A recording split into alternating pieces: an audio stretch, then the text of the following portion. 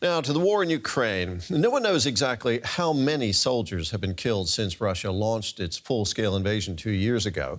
In the chaos of advance and retreat, bodies of soldiers from both sides are often left behind. DW correspondent Jan-Philipp Scholz went to see how military search teams find and identify the dead so their relatives can bury them.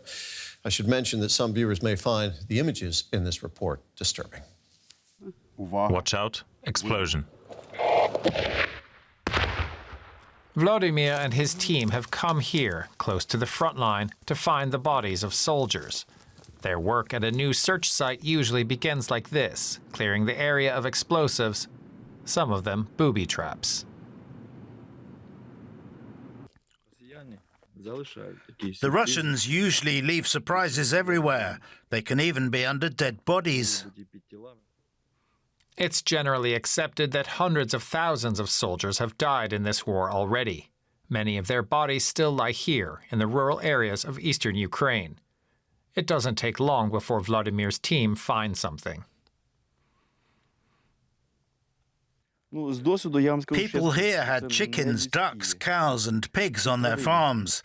When they had to flee, they couldn't take them with them and abandoned the animals. My experience tells me these are not human bones. A little further south, another team lays out what they brought back from a search operation. They found 10 corpses in a forest. Much of it was too disturbing to show here. Sometimes the soldiers carried vital clues with them. We have a notebook with some phone numbers here.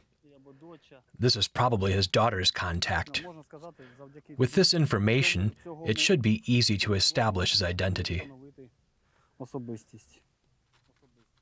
Even the smallest physical remains can be enough to identify Ukrainian soldiers. There's an extensive DNA database.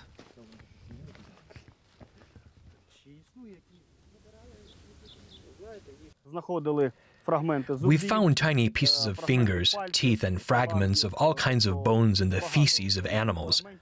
If there's any chance to identify a person, we don't shy away from anything. It's important that everyone is brought back to their families.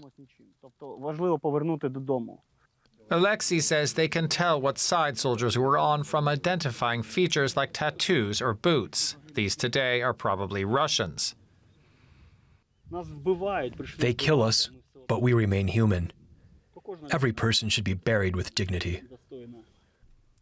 Back with Volodymyr's team, many hours of searching have paid off. They've found the remains of several soldiers. Based on the location, Volodymyr concludes that these are also Russian bodies.